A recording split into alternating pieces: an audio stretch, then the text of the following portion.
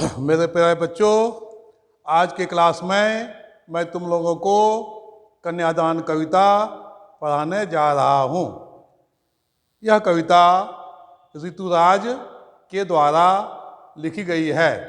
इस कविता में कवि ने कठिन शब्दों का प्रयोग कहीं भी नहीं किया है। तत्सम एवं तद्भव शब्दों की बहुलता है। भाषा शैली सरल एवं सहज है। इस कविता में कवि ने कन्यादान के वक्त माता की जो व्यथा होती है, उसका जो कष्ट होता है, दुख होता है, उसी का वर्णन किया है।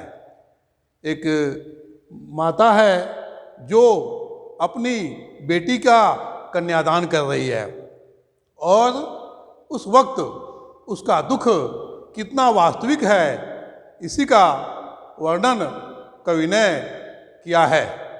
कविता पढ़ते हैं। कितना प्रामाणिक था उसका दुख। उसका का प्रयोग किसके लिए हुआ है? माता के लिए। एक माँ है जो कन्यादान के समय अपने वास्तविक दुख का वर्णन करती है। माता का दुख बहुत वास्तविक था। प्रामाणिक मतलब वास्तविक। लड़की को दान में देते वक्त जैसे वही उसकी अंतिम पूंजी हो। माने बेटी को अंतिम पूंजी कहा है। क्यों? इसका एकमात्र कारण है कि माँ के लिए बेटी के अलावा कोई नहीं था। जब बेटी साथ में रहती थी तो वह उसके साथ बैठती थी, बातें करती थी। लेकिन जब बेटी शादी करके चली जाएगी तो वह अकेली हो जाएगी। इसलिए उसे अंतिम पूंजी कही गई है। लड़की अभी सयानी नहीं थी। सयानी का मतलब हुआ यहाँ पर कुशल, चतुर, बुद्धिमती। लेकिन यहाँ पर कहा गया है कि वह अभी बहुत भोली थी। इतनी भोली थी कि उसे सुख का आभास तो होता था, लेकिन दुख बाँचना नहीं आता था। क्या मतलब हुआ इसका? सुख का आभास होता था मतलब वह शादी के पहले ख्याली पुलाव पकाती थी। ससुराल जाएंगे, ससुराल के लोग उसे बहुत मानेंगे, उसे अपने पलकों पर बैठा लेंगे, कभी उसे कोई कष्ट नहीं होने देंगे। यह वह मन में सोचती सोचती बहुत प्रसन्न हो जाती थी। लेकिन ससुराल में दुख भी होता है, इसका उसे अनुभव नहीं था। दुख बाँचना का तात्पर्य हुआ उसका अनुभव होना कि ससुराल में कष्ट भी होता है, उसे वहाँ पर दुख दिया जाता है, इसका उसे अनुभव नहीं था। पाठिका थी वह धुंधले प्रकाश की। क्या मतलब हुआ? धुंधले प्रकाश की पाठिका मतलब कि अस्पष्ट ज्ञान था उसको। ससुराल के बारे में अस्पष्ट ज्ञान था। स्पष्ट ज्ञान नहीं था। वह केवल एक पक्ष को देखती थी कि ससुराल में सुख ही सुख होता है, दुख भी होता है। यहाँ तक कि उसे जला भी दिया जाता है, बहुत कष्ट दिया जाता है, उसका उसे अनुभव नहीं था। इसलिए कहा गया है पाठिका थी वह धुंधले प्रकाश की। कुछ तुकों और कुछ लयबद्ध पंक्तियों की। जिस प्रकार कोई तुकांत और लयबद्धात्मक कविता पढ़कर उसको हम समझ लेते हैं, लेकिन क्या उसका वास्तविक अर्थ हो सकता है, इस पर हम ध्यान नहीं देते हैं। इसलिए वह कुछ तुकों और कुछ लयबद्ध पंक्तियों की पाठिका थी, धुंधले प्रकाश की पाठिका थी। यानी उसको ससुराल के बारे में पूर्ण ज्ञान नहीं था। अतः इस वक्त माँ के द्वारा बेटी को उपदेश देना जरूरी था। आज के समय में भी जब बेटी ससुराल जाती है तो घर के बुजुर्ग यानी कि माता पिता, खास करके माता उसे कुछ सिखाती है, बेटी ऐसे रहना, वैसे रहना, सास ससुर की सेवा करना, पति की आज्ञा मानना, पति को परमेश्वर मानना, इत्यादि बातें माता सिखाकर बेटी को ससुराल भेजती है। अतः यहाँ माँ बेटी को कुछ उपदेश दे रही है। क्या उपदेश दे रही है? माँ ने कहा, पानी में झांककर अपने चेहरे पर मत रीझना।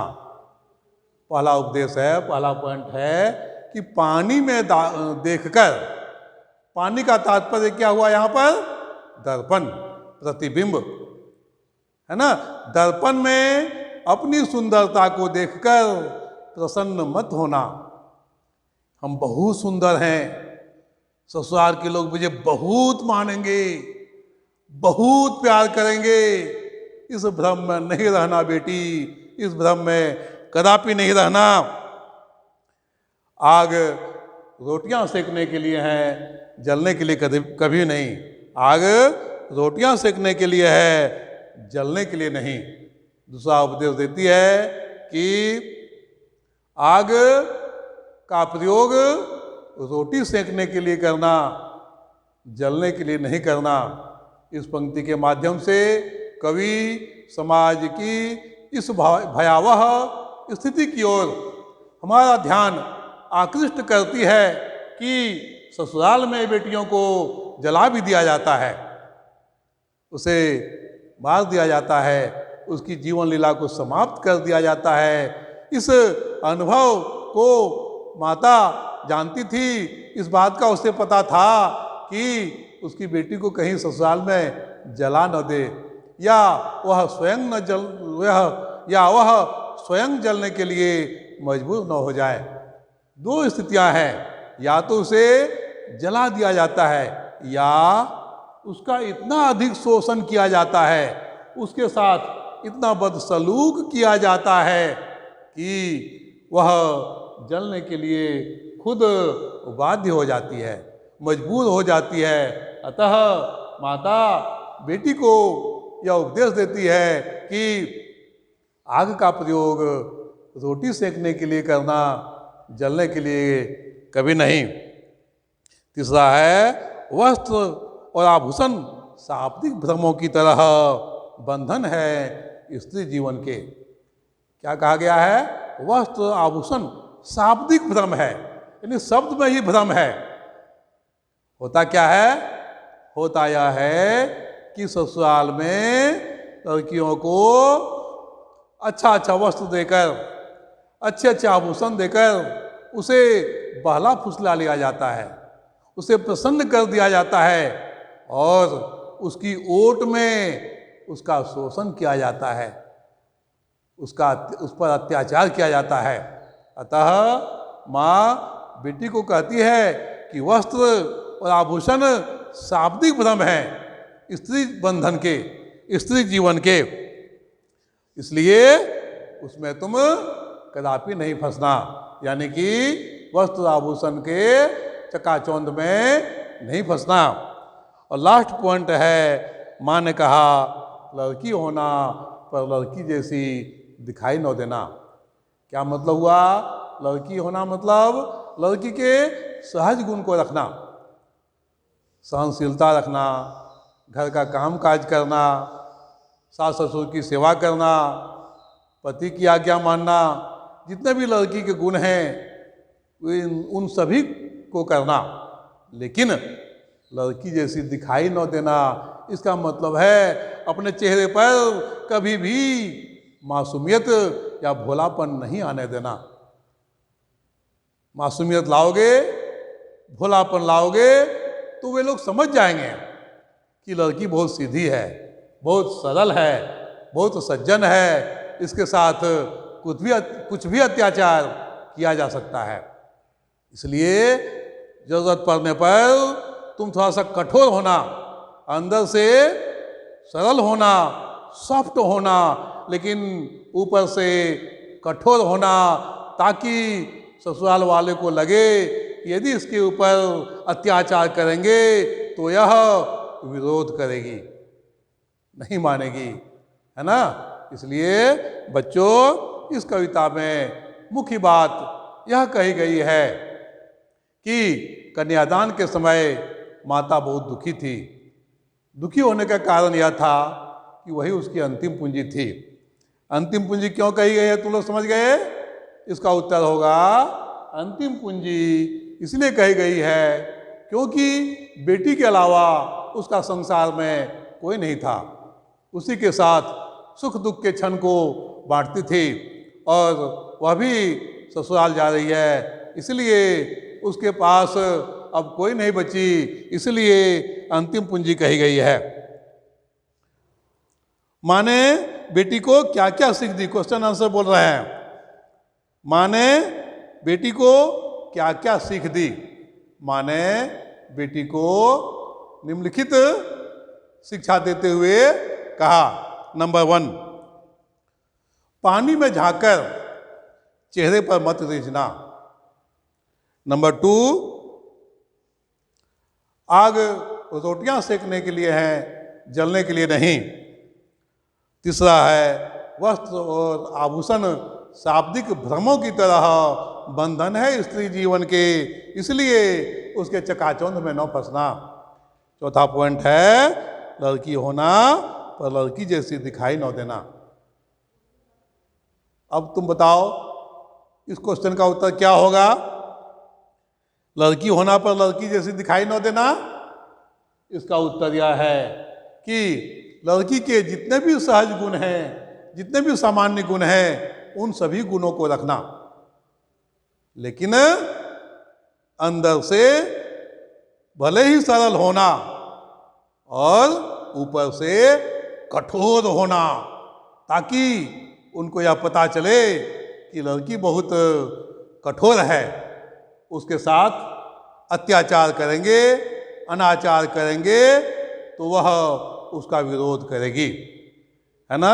3 क्वेश्चन आंसर को हम तुमको बता दिए। उसके बाद है, पाठिका थी वह धुंधले प्रकाश की। इसका क्या मतलब हुआ? पाठिका थी धुंधले प्रकाश की, इसका मतलब यह हुआ कि उसे ससुराल के बारे में अस्पष्ट ज्ञान था। जिस प्रकार की यदि प्रकाश धुंधला हो, यदि प्रकाश धुंधला हो तो उसमें हम स्पष्ट रूप से पढ़ नहीं सकते हैं, क्या अक्षर लिखा हुआ है, क्या वाक्य है, उसको पढ़ नहीं सकते क्योंकि प्रकाश धुंधला है।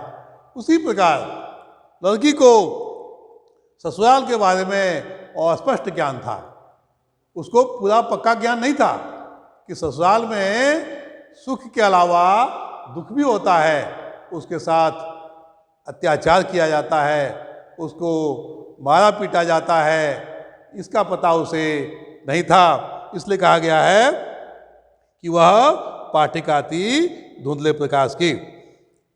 माँ ने बेटी को सचेत करना क्यों जरूरी समझा? क्वेश्चन है, माँ ने बेटी को सचेत करना क्यों जरूरी समझा? माँ ने बेटी को सचेत करना इसलिए जरूरी समझा क्योंकि वह अभी अबोध थी, उसे ससुराल के बारे में पूरा ज्ञान नहीं था, उसे अस्पष्ट ज्ञान था। माँ को लगा कहीं उसके साथ अन्याय न हो जाए, अत्याचार न हो जाए, इसलिए उसे वह सचेत करना जरूरी समझी। बच्चों, तुम लोग सभी इसका क्वेश्चन आंसर लिखकर अपलोड कर देना, तब हम उसको देख लेंगे कि तुम लोग क्या क्या क्वेश्चन लिखे हो। अगले क्लास में मैं तुम लोगों को अंतिम कविता संगतकार पढ़ा दूंगा। ठीक है बच्चों, आज की क्लास में यही समाप्त करता हूँ।